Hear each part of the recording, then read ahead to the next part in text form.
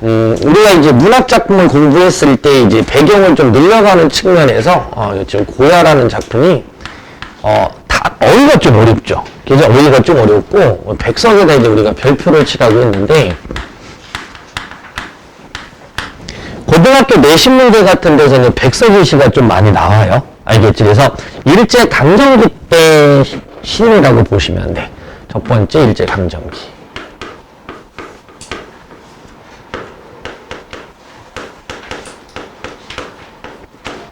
그럼 일제강점기 시대 속에서 어떤 시를 좀 많이 쓰냐면, 이리 와. 가족의 해체?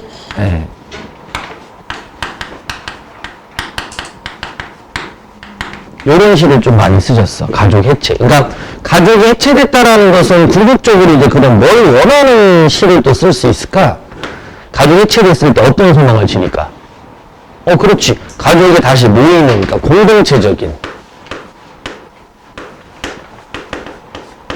공동체적인 삶을 소망하는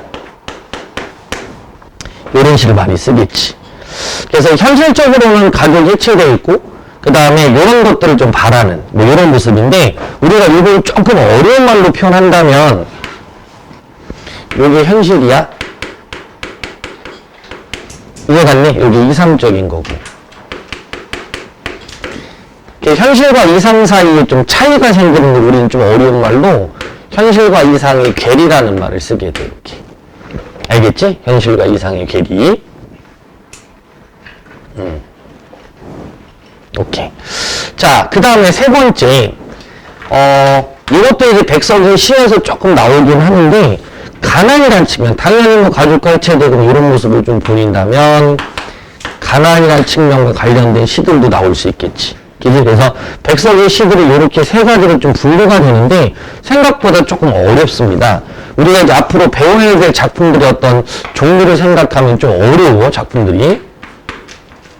수라라는 게 있고 여승이라는 게 있고요. 그 다음에 8권 서행시초라고 써 있는데 수라, 여승, 8원 이건 가족의 해체랑 좀 많이 맞닿아 있어. 그러니까 모든 시들이 가족 해체라는 게 좀 베이스에 깔려 있지만 이게 조금 대표적이라고 보시면 되고 고향을 상실한 그런 노래로 고향이라는 게 있고요. 그 다음 공동체적 삶에 대한 소망을 나타내는 걸로 이제 국수라는 작품이 있거든요. 국수. 그 다음에 좀 말이 어렵죠. 여운한 골쪽 이런 단어들. 고야도 여기에 들어갈 수 있어. 고야. 됐죠? 어떤 간부 수라? 가난? 여운한 골족. 그러니까 여우가 태어났다는 골의 족. 알겠죠? 여우가 태어났다는 마을이겠지 이게. 여운한 골족. 그 다음 고야. 그 다음에 흰바람벽이 있어.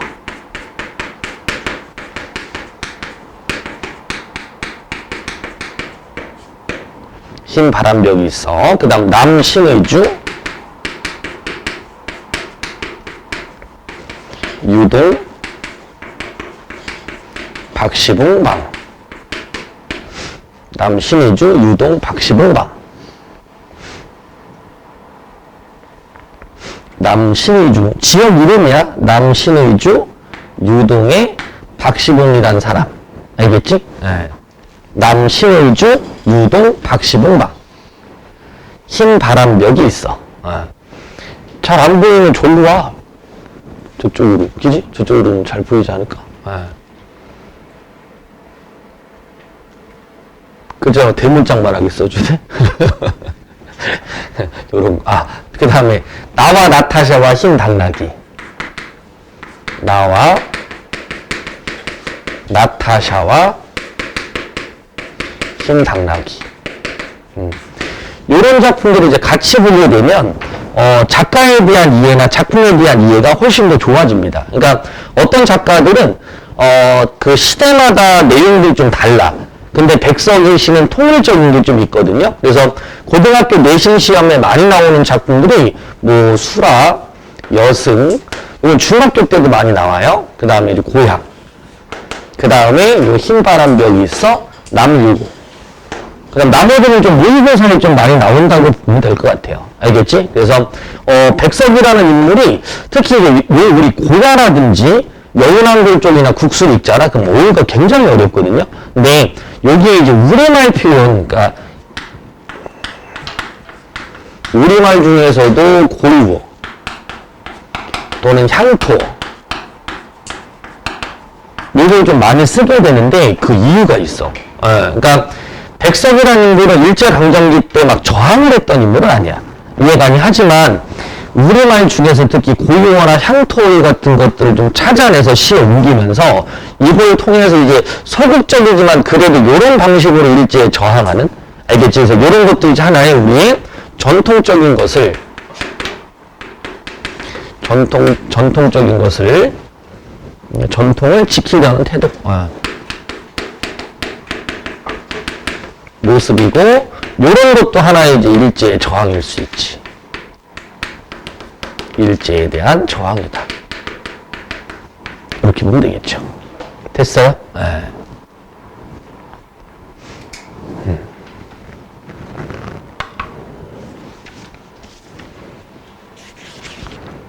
적기가 좀 여백이 없구나. 자, 그렇게 해서 한번 판단해 주시고요. 근데 시를 한번 보면서 우리가 이야기를 한번 해보자. 자, 백석의 고야는 요라인이야, 요라인. 그래서 시어들이 조금 난이도가 높아. 알겠지? 그래서 요때 또 하나 우리가 봐야 될 거는 시대에 대한 어떤 그 상황에 대한 이해도가 좀 높아져야 되거든요. 이제 그 부분 한번 잠깐 보자. 자, 백석의 고야 한번 볼게요. 자, 가시 같은 경우를 읽을 때는 막 꼼꼼하게 막 읽지 않아도 돼. 그러니까 전체 맥락만 좀 보시면 돼요. 자, 그러면 고야, 야에다가 동그라미 한번 쳐볼게요. 야.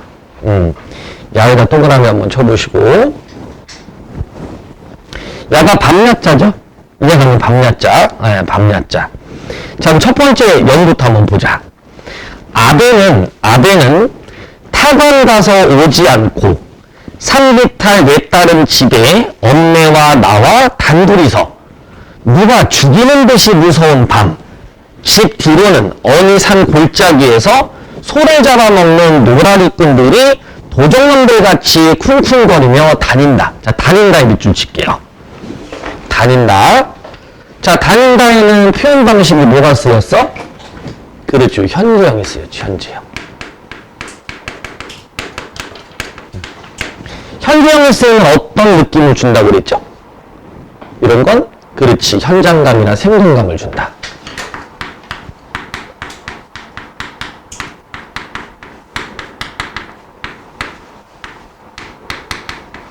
그러면 이렇게 한번 써놓고 우리가 시를 읽었을 때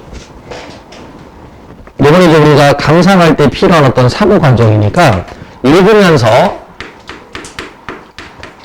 이미지가 형성되는 거 있죠? 이미지 형성. 이미지가 형성되는 요소에다 표시를 한번 해볼 거야.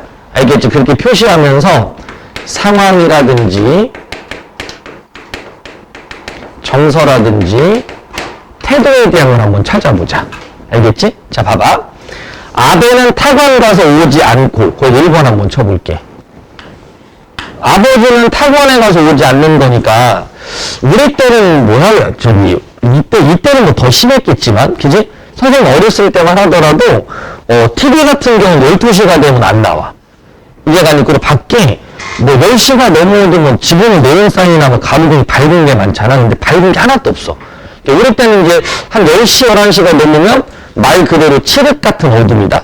뭐 이런 느낌이 있을 때란 말이야. 그런데 아버지가 안 계시면, 뭐 어머니도 계신 것도 뭐 믿음직스럽긴 하겠지만, 아버지가 안 계시다라는 게 집안에서는 좀 불안함이 생기는 뭐 그런 요소이기도 해요. 그러니까 여기서는 더 그런 게 크겠지. 그래서 아버님이 타관에 가서 오지 않는다라는 것도 현재 어떤 부정적 상황을 나타낼 거고. 그죠? 그래서 이게 또 마을에 묶여있는 게 아니라 산비탈 외따른 집이라고 그랬죠? 2번 한번 더 쳐볼게요. 산비탈 외따른 집. 이게 평지에 마을이 있는 게 아니라 산비탈에 있으면 그만큼 마을이 물려있지 못하잖아. 이해 갔나요?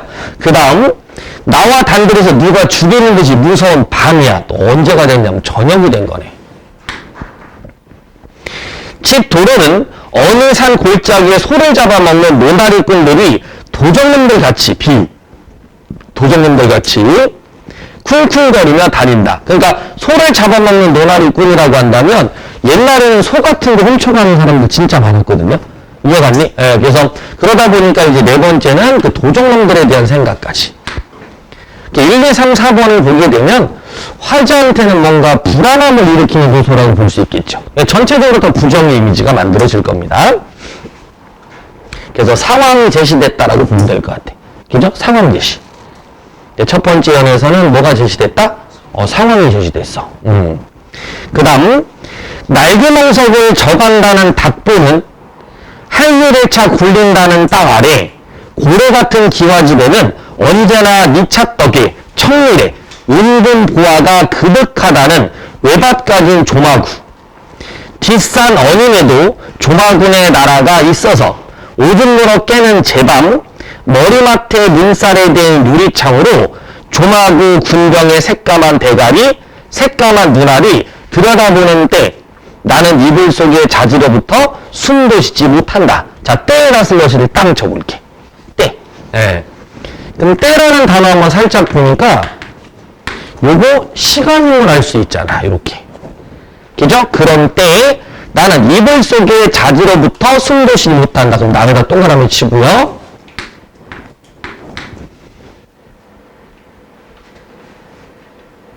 됐죠? 그 다음에 나는 지금 이불 속에 있어. 그럼 방 안에 있는데 무서워서 밖에 나가지 못하는 상황이야. 그 다음 중간부분 보시면 이런 말 나오지. 말이 좀 어렵긴 한데 뭐 조마군의 나라가 있어 오줌 물어 깨는 제밤 머리맡에 문살에 댄 유리창으로 조마구 군병의 새까만 대가리 새까만 눈알이 들여다보는 때라고 그랬지. 그러니까 뭔가 이제 오줌을 물어 가고 싶은데 무서워서 밖에를 못 나가는 거야. 그러니까 선생님 너희는 지금 화장실 집안에 있잖아. 이제 우리 때 이제 뭐 시골 간다. 좀 있으면 너희들 뭐 고향 방문할 건데 선생님 어렸을 때 고향 방문하면 할아버지 그 시골집은 푸세식이야. 이 푸세식 알아요? 그지? 그래서 화장실에 가면 밑에가 큰 공간이, 그지? 똥덩이가 또 떨어지는 거, 그런 공간인데, 거기를 가려면 문을 열고, 마루를 지나가지고, 그지? 지나가지고, 그 다음 구석까지 가야 돼. 그럼 중간에 이제 이런 게 있잖아, 이렇게. 이쪽은 부엌이야? 이해갔니? 여기가 안방이고요. 그 다음 여기에 마루가 있고, 방 하나가 이렇게 있고, 이쪽은 이제 외양간 같은 거에서 소. 이렇게, 이쪽이 대문이야. 여기 집이 하나가 이렇게 방이 또 있어, 이렇게. 때문에 화장실 어디 있는 거 이쪽에 있어요. 그러면 여기서부터 여기까지 가려면 불은 어디서 켜냐면 여기서 켜야 돼. 정말 알겠니? 그러면 여기 불을 켜놓고 여기까지 갈 때 이때가 또 어둡잖아. 그러니까 이게 무서워서 화장실을 못 가는 거야. 이해갔니? 그래서 이 안에서 그냥 하루 종일 뭐 날을 샜다가 누가 이렇게 기다리고 있다, 뭐 고모가 또는 뭐 아버지가 화장실 간다면 그때 따라가는 거지. 이해갔지? 그러니까 이런 식이다 보니까 이 꾸미도, 알겠지? 그런 저녁에 어떤 막 전설 같은 거, 뭐 귀신 연기 같은 거겠지, 그지? 그걸 떠올리면서 밖에를 나가지 못하는 상황이라고 보시면 돼요. 이해갔나? 그 다음 세 번째요. 또 이러한 밤 같은 때에 시집갈 처녀 막내 고모가 고개 너무 큰 집으로 치장감을 가지고 와서 엄매와 둘이 소규름장에 쌍심지에 불을 밝히고 밤이 늦도록 바느질을 하는 밤 같은 때 나는 됐죠? 그러니까 앞에도 또 때가 나왔죠. 요렇게 됐죠? 요런 때에 나는 아름목에 삿기를 들고 새든 밤을 내어 다람쥐처럼 발가먹고 은행여름을 인도불에 구워먹고 그러다는 이불 위에 광대너미를 뒤고 또 누워 굴면서 엄마에게 운목에 푸른 병풍의 새빨간 천국 이야기를 듣기도 하고 고무더러는 밝은 날 멀리 못난 날은 메추리를 잡아달라고 조르기도 했다. 이해갔지? 풍속이 좀 느껴지니? 이해됐니? 한번 봐봐. 나는 어떤 일을 하고 있었는지 그냥 한번 봅시다. 우리가 문화에 대한 이해를 해보자. 아름목에 삭기를 들고 새들맘을 내어 다람쥐처럼 발가먹고 밤을 뭐 한 거야? 먹은 거야. 목적을 하면 서술어만 표시해봐. 밥을 먹었다. 다람쥐처럼 발가먹고. 은행 여름을 인도불에 구워 먹고, 이번에 뭘 먹었어? 그렇지. 은행 여름인데, 이건 나중에 좀 배울 거지만, 여름이라는 게 있고요. 여름이라는 게 있는데, 옛날에는 열매를 여름이라고 했었어. 알겠니? 요즘 우리가 보는 봄, 여름, 가을, 겨울, 여름은 이렇게 여름이라고 쓰고. 어쨌든 은행을 또 먹은 거지. 인도에 구워 먹고. 그 다음에 이 부분에서 광대놈이라는 건 뭐, 이게 좀 너희도 집에서 어렸을 때만 이렇게 뒹굴면서 놀지 않았나? 이제 그렇게 노는 거야. 얘가 지금 할 일 없으니까 혼자 계속 놀죠? 누워보면서 엄마에게 울먹에 들은 병풍의 새빨간 천도 이야기를 듣기 옛날 이야기를 또 들은 거죠? 고모한테는 또 매출하기를 좀 잡아달라고 조르기도 하고. 됐나요? 예. 그 다음, 내일같이 명절날인 밤은, 자, 꺽쇠표 딱 할게요. 아, 내일이 지금 명절이구나. 됐지? 내일이 명절이에요. 사람들이 많이 모일 겁니다.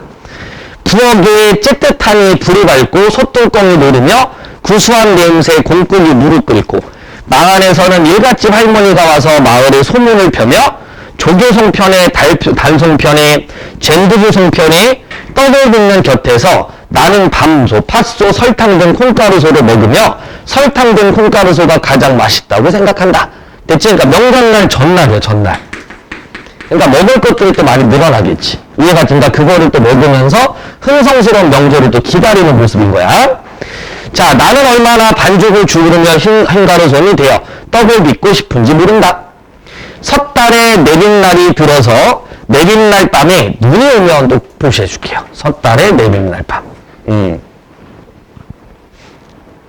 이 밤에 새하얀 할미 귀신이 눈 귀신도 내린눈을 받노라 눈난다는 말을 든든히 여기며 엄매와 나는 양궁 떡돌 위에 공세담 위에 함지에 버치며 대냥포를 놓고 치성이나 들으듯이 정한 마음으로 내린물 양문을 받는다.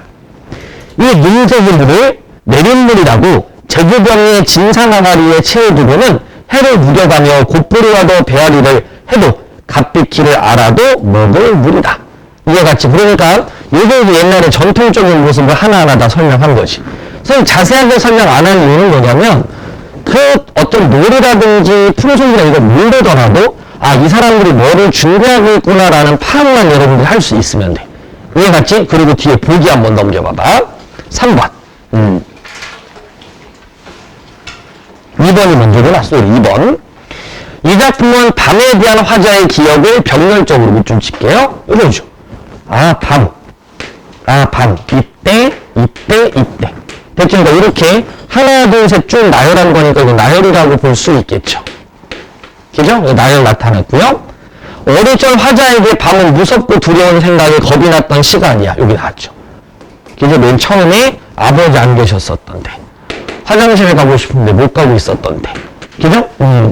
그 다음에 전통적 풍속을 따르며 가족 공동체 바로 여기겠죠. 명절날. 그죠? 고모만 왔을 때. 이해갔나요? 이제 그런 부분들. 자, 가족 공동체와 정겹게 함께 풍요롭고 평온한 시간이었는데 행위의 나열과 선명한 감각 이미지를 통해 구체적으로 형상화되는 기억은 유년시절 고향에 대한 화자의 그리움. 오케이. 잘 봐요. 신기한 거 있어. 뭐가 있냐면 백석이 시 중에 되게 어려운 게 바로 이거야. 분명히 현재형이거든요. 이해갔나? 근데 지금 뭐 하고 있는 거라고요? 이거 회상하고 있는 거. 이렇게. 이해갔죠? 근데 백석의 시는 아까 얘기했던 요 라인에 같이 써줬던 거 있죠. 그 라인의 내용이 실질적으로 어린 시절에 대한 회상인데 거의 대부분 다 현장으로 나와. 이해갔나요? 그러다 보니까 아이들이 이걸 회상이라고 못 느끼는 경우가 많단 말이야. 이거 한번 체크 잘 해주셔야 돼요. 자, 그냥 문제의 답은 생각보다 좀 쉬웠죠. 그래서 5번은 체크 한번 해주시고요. 밑에 이렇게 한번 써주시면 되겠죠.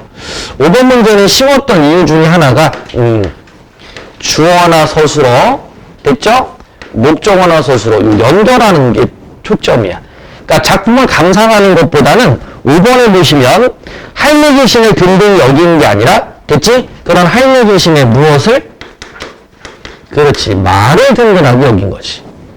이해갔죠? 이런 식으로 오답을 정확하게 해서 풀어주시면 될 것 같아. 그래서 이번 문제는 생각보다 어렵진 않았지. 이해갔지? 그거 체크 한번 해주시고요. 만약 2번을 틀린 친구들 이렇게 한번 생각해. 여기 있는 내용이 너무 어렵다 보니까 글을 읽다가 지치는 친구들도 있는데 맥락을 정확하게 잡으면 돼. 그 맥락을 잡는다라는 건 이 문장의 중심 구조를 찾으시면 돼요. 우리가 그걸 찾아서 같은 맥락으로 좀 묶어준다면 하고자 하는 의도를 찾거든. 그냥 어떤 시는 조금 더 깊게 감상을 해야 되지만 이건 요 정도로 한번 해보시고요. 나중에 국수 같은 작품을 좀 보면 조금 더 이해가 될 거야. 됐죠? 그렇게 체크 한번 하자. 자, 그 다음에 다시 앞으로 넘어올게요. 이제 나이덕의 겨울산에 가면, 자, 나이덕도 별표 주십시다. 나이덕의 그 전에 교육과정 속에서도 조금 작품이 있긴 했었는데, 올해 교육과정이 바뀌었잖아요. 고등학교 때. 바뀌었는데, 나이덕의 작품의 비중은 거의 비슷하게 유지가 된 것 같아. 이해가니? 그래서 나이덕 시인의 시도 조금은 깊이 있게 감상을 해주는 게 좋은데, 여기 나와 있는 내용이 어렵진 않습니다. 이해갔죠? 뒤에 나중에 좀 어려운 것들은 그때 가서 한번 해보고, 자, 실 한번 읽어보자. 겨울산에 가면, 자, 제목에다 표시할게요. 겨울산에 가면, 그리고 이제 하나의 팁을 얘기해 줄게. 여기 겨울산에 가면이라고 해서 문장이 완벽하지 않죠? 이해가니까 여기가 지금 불완전한 문장이야.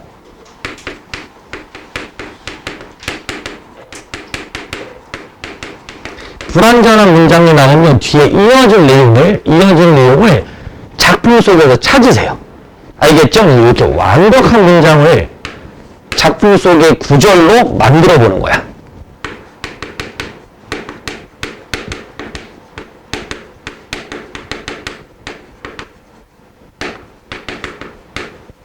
이렇게.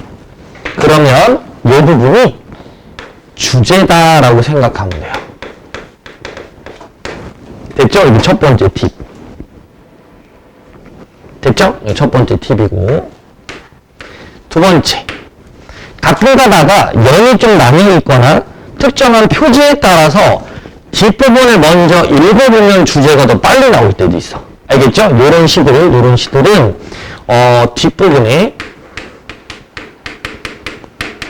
뒷부분에 연이 구분되어 있거나 특정 표지요. 요때는 뭐 지금은 뭐 이런 단어라든지 이제 뭐 요런 것들이 있을 거야. 됐죠? 그래서 특정 표지요.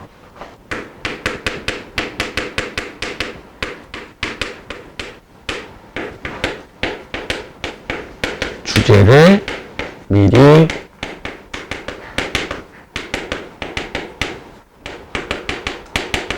이렇게도 한번 써놔요. 네. 뒷부분, 연 구분이나 특정 표지. 그지? 네. 뒷부분, 연 구분이나 특정 표지. 부분을 읽어 주제를 미리 파악할 수도 있다.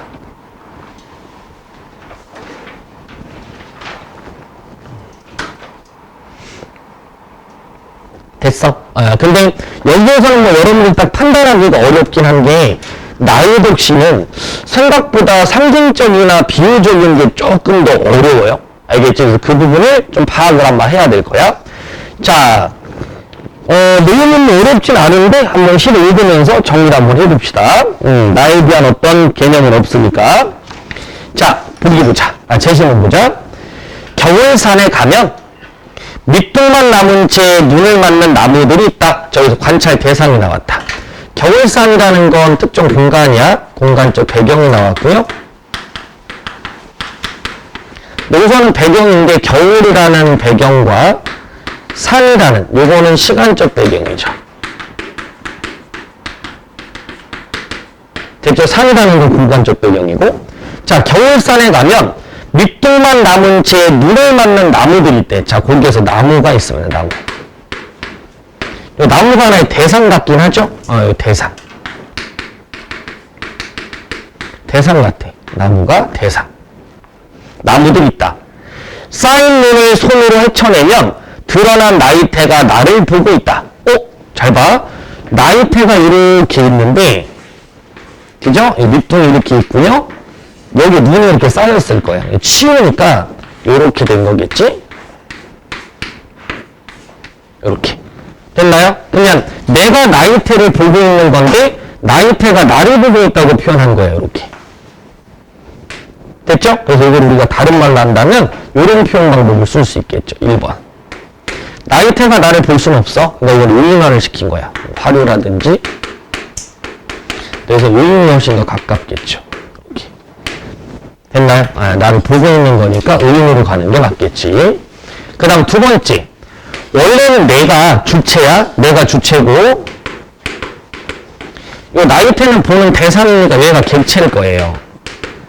됐죠? 그런데 얘가 나를 본다고 바꿔서 표현한 거야. 이런 우리는 좀 어려운 말로는 주객 전도의 표현이다 라고 할 수 있어. 주객 전도의 표현. 주체와 객체가 바뀐 거야. 주체와 객체가 바뀌었다. 자, 들여다볼수록 비범하게 생긴 넓은 이마와 이마. 그죠? 돛타운 기. 그 위로 오르는 내길이 보인다. 자, 여기서 중요한 건 뭐냐면 시가 가지고 있는 특성 중에 우리가 이걸 판단하면 돼. 지금 전 읽은 부분은 가로 묶어줄게요. 자, 이거 가로 묶어주시고 옆에다가 이렇게 한번 써보면 돼. 이게 시인의 상상력. 됐죠? 좀 어렵지만 자, 이 시인의 상상력이라는 건 뭐냐면 시인들은 어떤 사물을 관찰하잖아. 관찰하면 그 사물을 통해 연상되거나 비유되거나 상징화되는 요소를 자연스럽게 묶어. 이해가 되니까 여기서 이렇게 볼 수 있겠죠? 아주 추운 겨울이고 나이가 있는데, 그죠? 나이테가 있는데, 나이테를 보면서 첫 번째 봐봐. 뭐가 올수록, 잠깐, 이마가 있고요. 1번. 그 다음 돛타운 기가 있고요. 그 다음에 그 위로 오르는 3번. 오르는 내려온 길이 보인대. 됐어?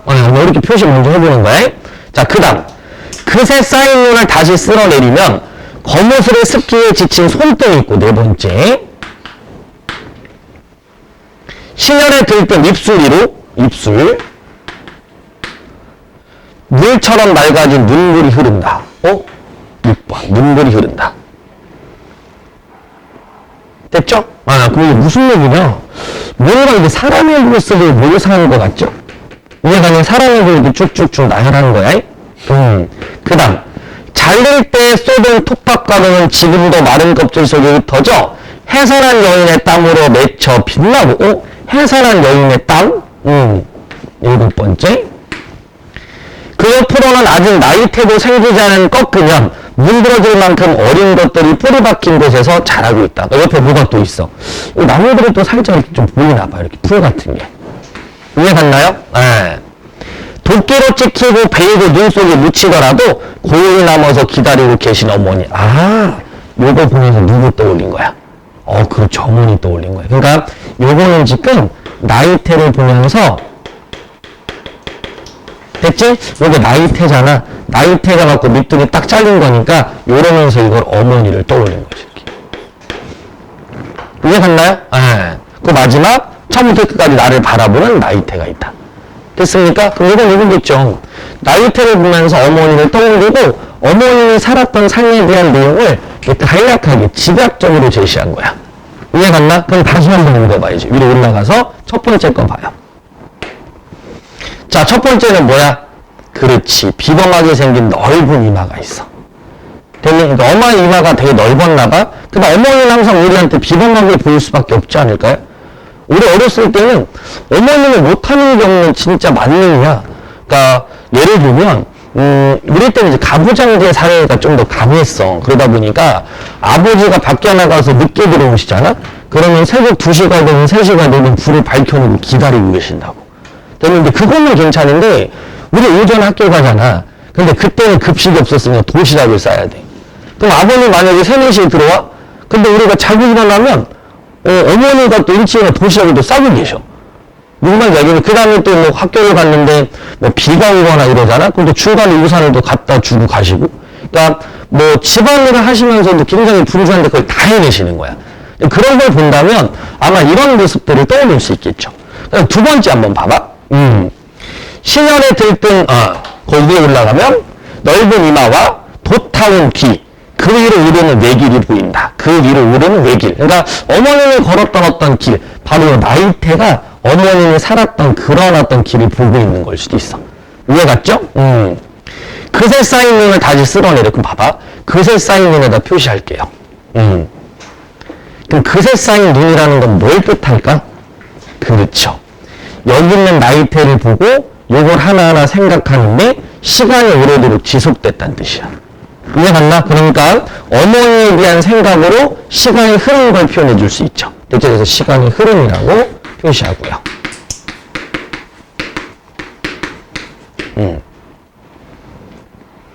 자, 그새 쌓인 눈을 다시 쓸어내리면 거무술이 습기에 지친 손등, 습기에 지쳤다. 항상 손에 물을 대고 있으니까. 이해 갔니? 네, 습기에 지치고. 어머님도 고무장갑 안 써. 왜? 고무장갑 꼈다가 벗었다가 막 또 물 걸레질하고 뭐 이런 시간이 없으니까 항상 손에 물을 묻히고 있고 겨울에 손을 보잖아요. 항상 손이 빨개. 그 다음 더군다나 지금처럼 아파트가 아니야. 밖이란 말이니까. 그러니까 어렸을 때는 저는 초등학교 4학년 때 넘어가면서부터 아파트 생활을 했으니까 그 전까지는 아파트도 막 없었거든요. 예. 그러다 보니까 이때는 겨울에 이제 특히 이제 머리 감는 게 제일 귀찮지. 아침에 밖에 나가면 엄마가 물을 데워놔요. 이해갔니? 그러니까 주택 같은 데라도 살았으면 조금 다르긴 했겠지만 어쨌든 그런 식이다 보니까 이해갔지? 그래서 그런 모습들이 다 느껴지는 거죠. 자, 그러니까 이것도 뭘로 볼 수 있어? 어머니의 삶을 회고는 하는데 구체적으로 나타난 건 아니지만 감각적으로 드러내는 거라고 볼 수 있겠죠. 자, 그 다음. 자, 심혈에 들 입술로 물처럼 맑아진 눈물이 흐른다. 잘릴 때 쏟은 톱밥과는 지금도 마른 껍질 속에 흩어져 해산한 여인의 땀으로 맺혀있고. 됐죠? 그 옆엔 아직도 나이트도 생기지 않은 꺾음은 문드러질 아주 많고 어려운 것들도 있는 거야. 이해 갔으니까 어머니와 나의 삶과 이게 중첩이 되는 거지. 이해 갔죠? 그 모습이에요. 그래서 마지막에 나이테라는 건 어머니를 떠올린 거. 뒤에 3번 봐봐. 3번. 3번에 3, 4, 5번만 잠깐 볼게요. 네. 3번에 3번. 디귿은 밑돌만 남아 눈을 막고 있는 나무들에 대한 인상을 자, 밑줄 쳐볼게요. 물리적 시간인 현재로 표현하고 있다. 물리적 시간인 현재. 자, 보기의 첫 번째 줄에다 형광펜 쳐. 서정갈래의 현재 시제는 물리적 시간으로의 현재가 아니다. 여기까지.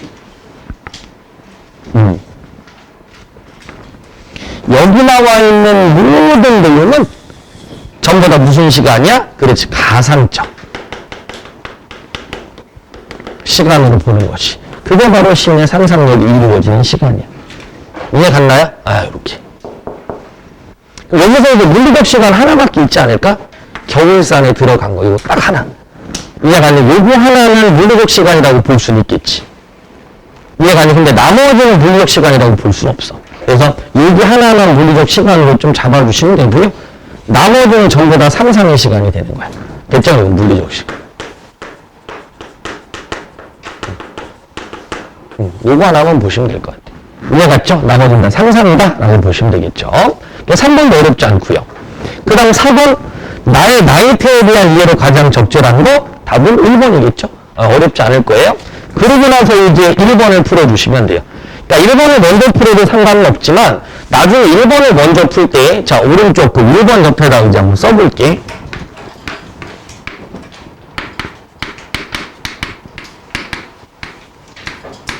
문제풀이 순서입니다. 알았니까? 문제풀이 순서가 모의고사 같은 거 풀 때 또는 내신 문제 풀 때 문제풀이 순서인데 자, 우선은 가지문 나중에 두 개의 복합질문이 있다고 생각을 해볼게요. 이렇게. 됐나요? 그럼 1번은 공통점 문제일 거야. 공통점 문제 유형이 첫 번째는 뭐냐면 그냥 앞에 있는 가나 구분 없이 나타나는 거. 이해가지 가나 구분 없는 거. 그 다음 두 번째는 가나를 구분하는 것이. 비교하는 거. 됐죠? 이렇게 나뉠 때가 있는데 우선 첫 번째 공통점 문제는 가나를 비교하는 문제가 나오기에는 맨 뒤에 푸는 것도 괜찮아요. 이해갔죠? 맨 마지막에 푸는 거야. 됐죠? 자, 그 다음에 공통점 문제가 나왔을 때 조심할 게 가와 나를 동시에 적용하지 마. 알겠니? 가나를 동시에 적용하는 게 아니라 가지문 하나를 먼저 1번부터 5번까지 적용. 이해갔나? 하나의 지문으로 선택지 5개를 소구한다는 느낌이야. 알겠지? 에? 제시문 하나로 선택지 5개를 적용하여 소거한다. 이거 꼭 기억해요. 소거. 맞는 걸 찾는 게 아니야. 맞는지 틀린지 모르겠으면 세모를 치는 거야. 이해가 나? 이거는 O인지 X인지 모르겠다. 이거는 무조건 세모야. 그 다음에 틀리는 거는 무조건 지우는 거지. 이게 소거야, 소거. 이렇게. 됐나? 그럼 선택지가 한두 개가 남아. 그렇게 남은 상태에서 그 다음에 요걸로 적용. 이렇게 풀어야 돼. 이해갔니? 네. 하나를 동시에 적용하면 안 돼요. 그럼 자꾸 어려워져요. 이렇게 적용하는 거. 좀 알아두시고. 그 다음에 두 번째.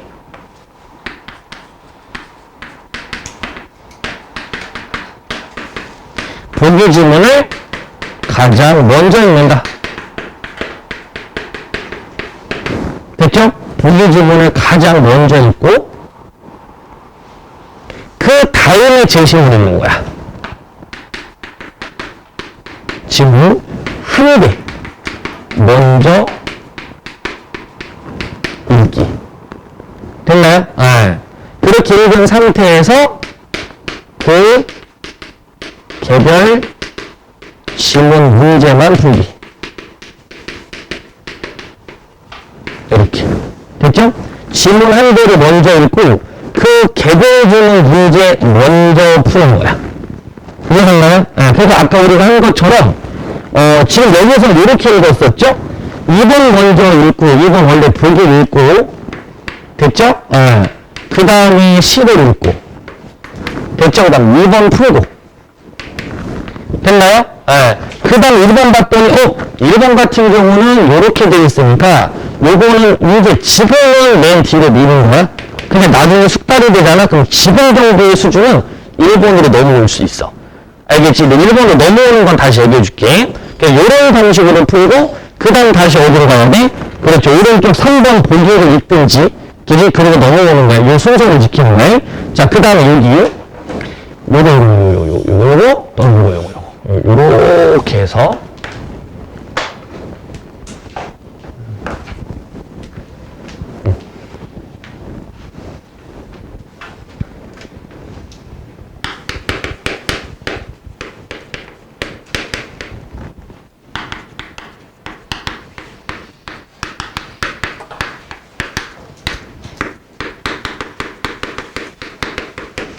얘는 선택지를 출제 요소별로 구분하고 단순한 정보 먼저 푸는 거야. 알겠죠?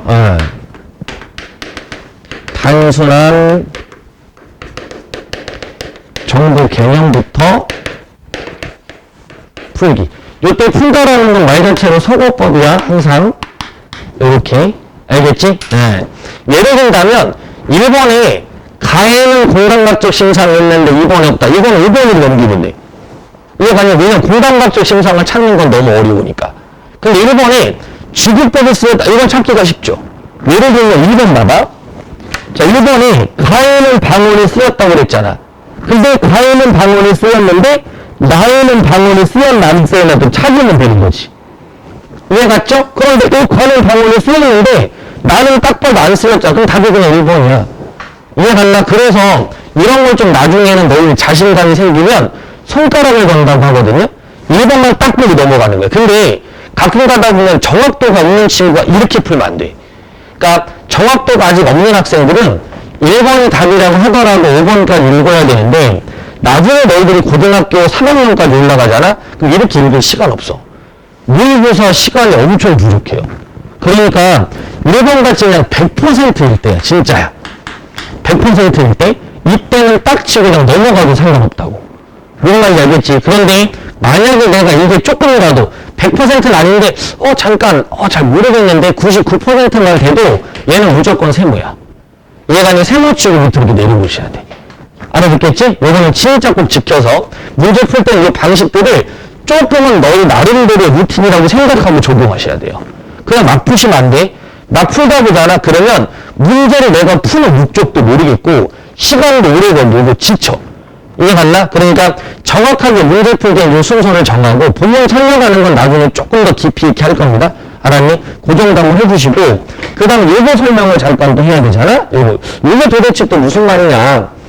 선택지를 출제 요소별로 구분한다는 말이 무슨 말이냐? 요거는 한 문장을 좀 쓰면서 얘기를 할게요. 그건 이렇게 한번 써보면서 얘기를 해봅시다.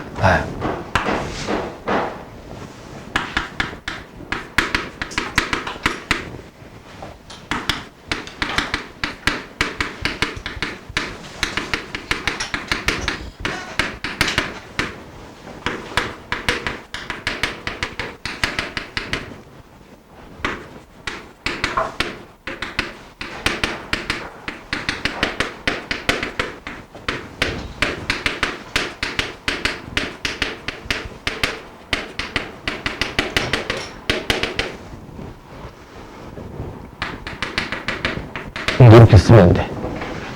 화자는 속세를 초월한 여인을 관찰하며 동정상련의 심정을 직접적으로 제시하고 있다.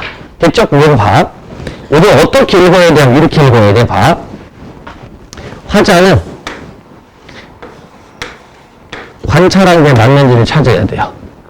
됐죠? 두 번째,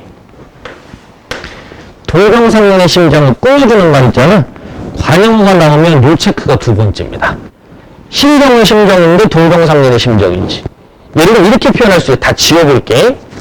화자는 속세를 초월한 여를 관찰하며, 됐나요? 정서를 직접 제시했다 그러면 이게 판단 안 해도 돼. 이게 달라. 하지만 동정상련의 심정이면 이게 맞는지 틀린지 판단을 해야 되고, 그 다음 또 하나, 심정을 직접적으로 제시했다는 이것도 판단하셔야죠. 직접인지 간접인지. 됐나요? 그 다음 마지막 하나. 여기에 등장한 여인은 속세를 초월한 게 맞나요? 이렇게 찾는 거야. 이해가지, 그지? 이게 출제 포인트야. 이거를 다 잡아야 돼. 여러분들 이 포인트들을 못 잡잖아? 그럼 나중에 문제 풀 때 시간이 오래 걸릴 수도 있고, 이거를 잘 문장을 구분하는 친구들은 정답이 빨리 나올 수도 있어. 알겠니? 그러면 여기서 이제 한 단계 더 들어가면 이런 거지. 선생님, 정서를 직접 드러내는 것과 간접으로 드러내는 방법도 있다. 그래서 우리가 이제 이걸 공부하는 거야. 됐나? 선생님, 저는 동정상련의 뜻을 모르겠는데 이걸 또 공부하겠죠. 속세를 초월했다는 말은 무슨 말인가요? 선생님, 관찰한다라는 건 어떤 의미일까요? 이렇게.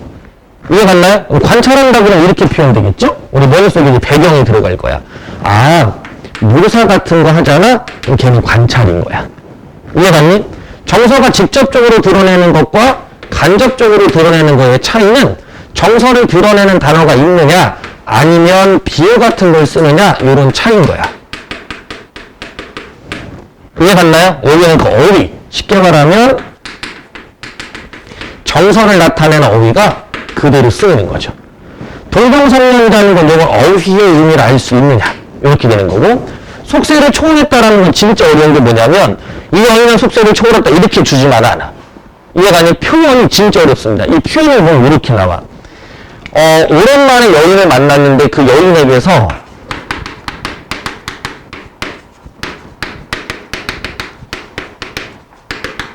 이런 느낌, 가지치의 냄새가 났다 이런 말을 써주고 이런 게 속세를 초월했다는 느낌을 여러분들이 받을 수 있어야 돼. 문학작품을 좀 깊게 감상해주는 게 중요한데, 근데 나중에 보시면 이 작품의 제목이 또 여승이기도 해. 이런 건 판단이 그래서 쉽죠. 그래서 모의고사를 풀었을 때 이거 맞는 얘기였고 직접적으로 제시했다도 맞는 얘기였는데 동정상련이 틀렸어. 그래서 답이 X가 나오는 문제야. 이해갔죠? 그러니까 이런 패턴으로 선택지를 구분해 주셔야 됩니다. 알아듣겠죠? 그까지만 살짝 적어봅시다.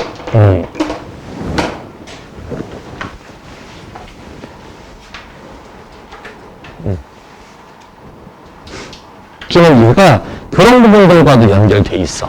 알겠지? 조금씩만 해놓으면 고등학교 가서 되게 쉬워. 요 느낌만 알고 있으면.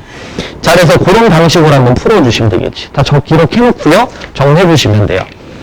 자, 이 방식들 너희들이 다음 시간에 어디에 오시면 돼? 그렇지. 5, 6, 7번 이런 방식으로 해오면 돼. 알았니? 5, 6, 7 이렇게. 소설은 내가 또 다음 시간 설명을 할게요. 자, 그다음 비문학으로 넘어가 보죠. 비문학. 비문학. 비문학은 11쪽. 앞에 거는 너희들 풀었는데 난이도 높지 않을 거고, 11쪽이 좀 어려워서 그거 설명 한번 할 거야. 19번에서 22번 이거 난 안 풀었을 거니까 제시문만 내가 읽어주고 문제는 여러분들이 풀어오시면 돼요. 알겠지? 자, 그럼 이제 여기 푸름이라는 거 있는데 푸름에다가 동그라미를 땅 쳐줄게요. 푸름.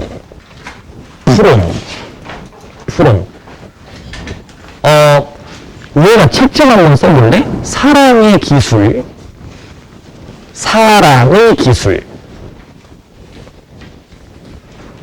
푸름의 사랑의 기술. 아, 프린트? 잠깐만, 너 아까 뭐 있었지? 우리 어디 있었지? 여기. 뒤에. 시, 소설, 독서. 오케이?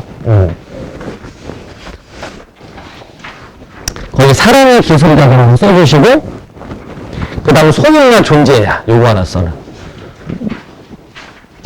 못 찾았어? 찾았어. 오케이. 소유냐 존재냐, 사랑의 기술. 여기서 사랑의 기술이라는 책이 우리가 알고 있는 그런 사람이 아니야? 알겠는 사랑의 기술은 어떻게 보면 인류라고 하는데 좀 어려운 말이지만 이런 말 들어봤나 모르겠다. 호혜성이라는 거야. 알겠습니까? 실제 호혜성이라는 건 뭐냐면 대가 없이 그냥 주는 거야. 그러니까 너희들 부모님이 너희들한테 하고 있는 거 생각하시면 돼요. 이해갔니? 그러니까 아낌없이 주려한다 뭐 이런 느낌이지. 그래서 사랑의 기술은 바로 이런 것들이야. 알아듣겠지? 그냥 우리가 말하는 일반적인 사람이 아니고. 그래서 요 프롬이라는 사람이 말하는 소유나 존재나 그 다음에 사랑의 기술의 두 책은 한 번 정도 그냥 주제 정도만 알아둬. 알겠지? 그다음 어려운 단어 있으니까 잘 보셔야 돼. 자, 가보자. 인간은 누구나 행복을 추구하며 산다. 인간의 목표는 행복이겠죠. 그런데 과학기술의 발전을 통해 유례없는 풍요를 누리고 있는 현대인은 과연 행복한가? 현대사회에서 행복에 대해 고찰한 철학자 에리 프롬은 행복을 무엇이라고 했는지 알아보자. 그래서 여기는 행복이 무엇인가? 그 행복의 본질. 이걸 찾고자 하는 거야. 이해갔죠? 행복을 찾고자 하는. 행복이 무엇일까? 행복이 무엇일까? 프롬의 사상을 파악하기 위해서는 먼저 그 인간관을 이해해야 된다. 자, 그럼 이번에는 뭘 설명할 거냐면 프롬의 인간관에 대한 이야기를 하겠네. 그죠? 인간관 한번 체크해보자. 프롬은 인간과 다른 동물을 구분지을 수 있는 특성이자 인간의 본질을 이성이라고 파악했다. 그러니까 프롬은 인간은 이성적인 존재죠. 그죠? 원래 동물이라고 써도 되는데 이성적 존재다. 이렇게 봅시다. 그에 따르면 이성 있는 인간은 세계와 분리되어 있음을 인지하고 불안과 고독을 느껴. 이해가신가? 세상과 분리되어 있음을 인지한다라는 건 뭐냐면 자기 자신에 대한 존재를 인식할 수 있다는 거야. 이해갔죠? 그래서 존재를 인식하게 되는 거. 이성적이라는 것이 그 존재를 인식할 수 있고요. 됐죠? 그 다음에 뭐 한다? 불안과 고독을 느낄 수 있는 거야. 됐나요? 불안과 고독을 느끼기 때문에 그 이성적이라고 보는 거지. 됐죠? 이는 인간의 실존적 한계이다. 이것을 바로 뭐야? 세상과 분리되고 불안과 고독을 느끼는 게 바로 뭐가 된다? 그렇지. 좀 말은 어렵다 이제. 실존적 한계. 됐죠? 오늘 수업 끝나고 내가 또 기록을 이렇게 해서 보낼 건데 그때 내가 요거 영상 보낼 거야.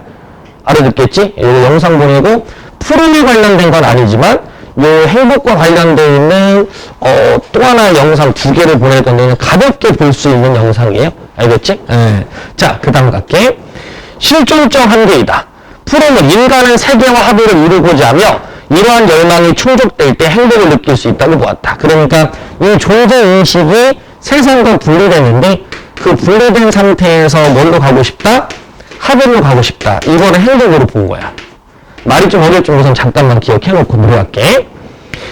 자, 그는 인간의 세계와 관계 맺는 방식을 합의라는 이게 바로 뭐냐면 세계와 관계 맺는 방식인데 분리되어 있고 합의되어 있는 것이 바로 세계와 관계를 맺는 거야.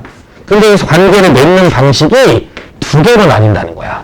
하나는 뭘로 나뉜다? 소유적 실존과 또 하나는 존재적 실존 양식. 두 개로 나뉜다는 거지. 됐나요? 그래서 존재적 실존 방식으로 들어오면 행복을 느끼게 되고 소유적으로 오게 되면 욕을 느끼게 돼. 이해가 안 되니까 요거는 나중에 너희들 통합사회 같은 거 배우면 요거를 적극적인 자유의 모습이라고 보고 이런 것들을 소극적인 자유의 모습으로 봐. 그럼 소극적인 자유는 뭐냐면 내가 되게 자유롭고 뭐든지 선택할 수 있다고 생각하지만 이건 주위에서 주어진 거야. 너희들 대학 왜 가려고 해? 나는 원래부터 대학을 가고 싶었어요. 이런 게 아니라 사회가 그렇게 만들어 놓은 거잖아. 그러니까 나도 모르게 그냥 대학을 가야 될 것 같다라는 생각을 하게 되는 그게 바로 이런 것들이야. 그러니까 너희는 지금 뭘 못 느끼고 있어? 공부하면서 행복 느끼는 사람. 내 행복해? 하면서 나는 행복해. 나는 지금 존재 양식으로 삶을 살아가고 있거든요. 내가 하고 싶은 일 하고 있는 거니까. 너희는 그게 아니란 말이야. 근데 이걸 선택을 또 못해. 그럼 나 학교 때려치고 대학교 안 갈 거. 이걸 선택 못해. 왜? 불안하잖아. 자신감도 없고. 이해갔나요? 이제 그런 것들이 존재하는 것이. 자, 뒤로 가보자. 그런 인간의 이런 것들이 두 개로 나뉜다고 봤다. 자, 그래서 어떤 실존 양식을 따르는지에 의한 인간의 사고, 감정, 행동이 결정된다고 봤다. 먼저, 소유적 양식은 자신의 소유물과 동일시함으로써 세계와 일체감을 느끼고자 하는 삶의 방식이 좀 말이 좀 되게 쉬운 건 뭐냐면 소유를 하면서 자신의 존재 양식을 느끼는 거야. 그러니까 예를 들면 물건 같은 거 사는 거. 이해갔나? 그러니까 물건 같은 거 사면 이게 나중에 너희들 직장 취직하잖아? 막 스트레스 많이 받아. 그리고 월급 받으면 그 월급 받은 걸로 이제 질르는 것이. 막 소비하고 그걸로 이제 감정을 풀어내는 거거든요. 그러니까 이런 쪽에 해당하는 거야. 이해갔죠? 자, 보자. 소유적 실존 양식 아래 사람들은 소유를 통해 밑줄, 소유를 통해 감각적 욕망을 충족시킬 수 있지만 욕망이 충족된 후에도 소유에 대한 탐욕을 느낀다. 그러니까 이 소유적 양식이라는 건 이거지. 뭔가를 소유하는 거야. 그런 것들은 바로 감각적인 것들을 완성시키는 거지. 됐죠? 그러다 보니까 항상 뭐를 느끼냐면 결핍을 느낄 수밖에 없는 거야. 됐죠? 결핍. 계속 탐욕이 생기는 것이. 자신과 세계의 합일이 자신이 소유한 것에 의해 결정된다고 보기 때문이다. 프롬에 따른 이러한 탐욕은 소유죠. 소유물을 차지하기 위한 경쟁 욕구와 타인의 소유물을 뺏기 위한 폭력의 욕구, 자신의 소유물을 잃을 수 있다는 불안감을 불러일으킬 수밖에 없다. 그래서 당연하지. 남들의 어떤 물건을 사면 나는 더 좋은 물건을 사려고 경쟁하고 뺏길까봐 불안하고 이해가는 이런 것들이 생기고 있는 거야. 자, 그렇게 소유적 실존 양식 아래에서 사람들은 더 많이 소유하는 거니까 당연히 무슨 뜻이겠어? 불안하겠죠. 이해갔지? 그러니까 나중에 여기에 뭐도 들어가. 권력 같은 것도 자꾸 키워나가려고 하고. 그러니까 잘못된 행동도 하게 되는 것이. 이해갔지? 그게 바로 이쪽 파트라는 거야. 됐나? 다음 문단 가봐야지. 프롬은 이러한 소유의 실존 양식이 아닌 요거를 좀 찾자. 존재적 실존 양식으로 살아가자. 존재적 실존 양식은 소유에서 벗어나 세계와 하나가 되는 삶의 방식이야. 프롬은 세계와 합의를 이루기 위해서는 이성적 능력을 생산적으로 사용한다고 했는데 이때 생산적이라는 건 조심해야 돼. 쓸모있는 결과물을 만들어내는 게 아니라 내면의 능동적인 상태를 의미하는 거야. 이해갔죠? 그러니까 이 존재 양식이라는 건 뭐냐면 이성이라는 걸 통해서 바로 생산에 대한 어떤 생산적 능력이, 이성적 능력이 요건데 이 생산을 물건을 만드는 게 아니라 물건을 만드는 게 아니라 바로 무슨 상태? 내면의 능동적 상태가 되는 것이. 이렇게. 이해갔나요? 내면의 능동적 상태. 그러니까 내가 다른 사람의 말을 듣지 않는다라는 게 아니라 듣더라도 주체적으로 듣는 거야. 무슨 말인지 알겠지? 주체적으로 듣는 거. 뭐 이렇게 한번 보시면 되겠죠. 자, 그 다음 예를 들어 프롬은 시대를 듣고 의미를 깊이 있게 고민하는 사람의 내면에는 능동적인 작용이 일어나고 있다고 보았다. 존재적 실존 양식 아래 사람들은 자신의 세계와 긴밀하게 결합해 있다고 느낌으로 가진 것을 잃을 수 있다는 불안에 시달리지 않는다. 그래서 다른 동서에 대해 호의적이다. 이때 사람들은 타인을 사랑하고 자신이 가진 것을 나눔으로써 다른 동서의 성장을 도우려 하는데 프롬은 이러한 인간 삶의 모습을 궁극적 행복이라고 보았다. 됐죠? 그러니까 내용을 추려본다면 뭐가 되는 거냐면 이렇게 되잖아.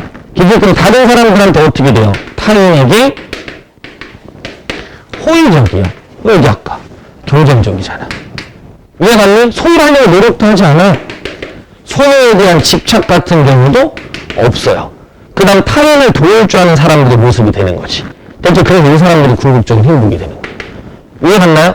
좀 특이한 케이스긴 하지만 조금 우리가 봐야 될 부분이긴 해요. 한편 프롬에 따르면 두 실존 양식에는 우리가 일상생활에 사용하는 물건과 지식, 사상 등의 모두 그 대상으로 나타난다.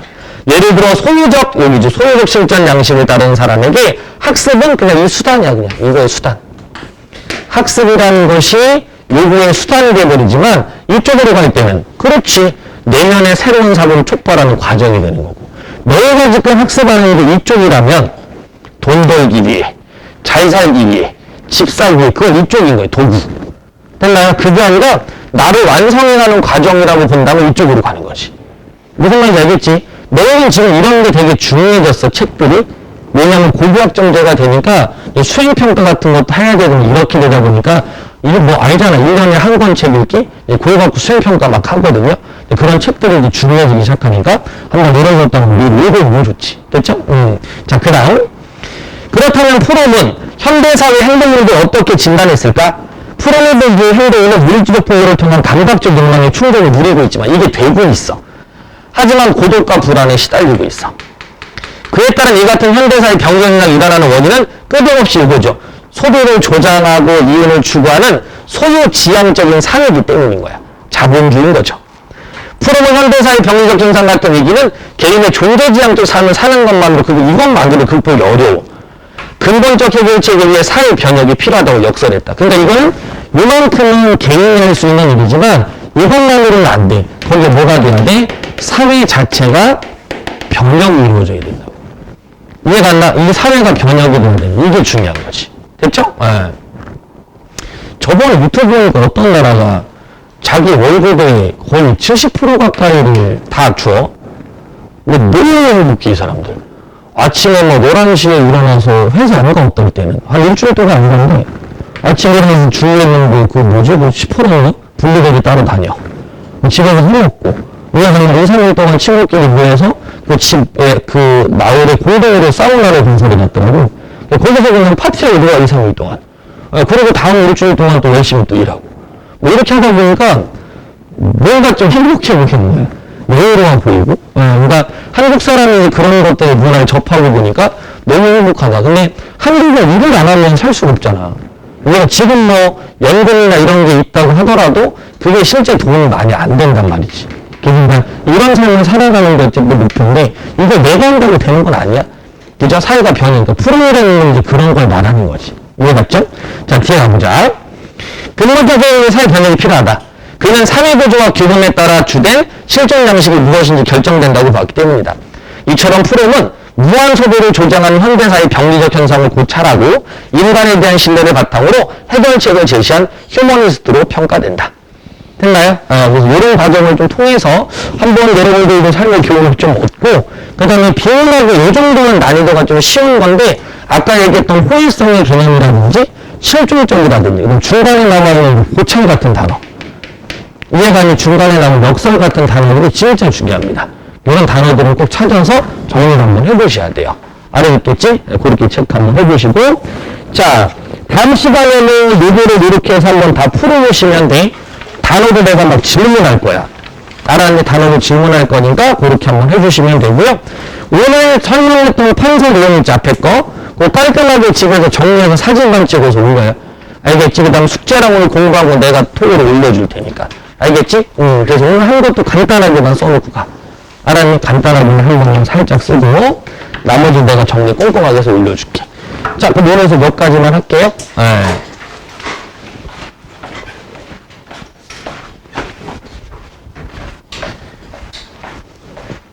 의외만 풀어가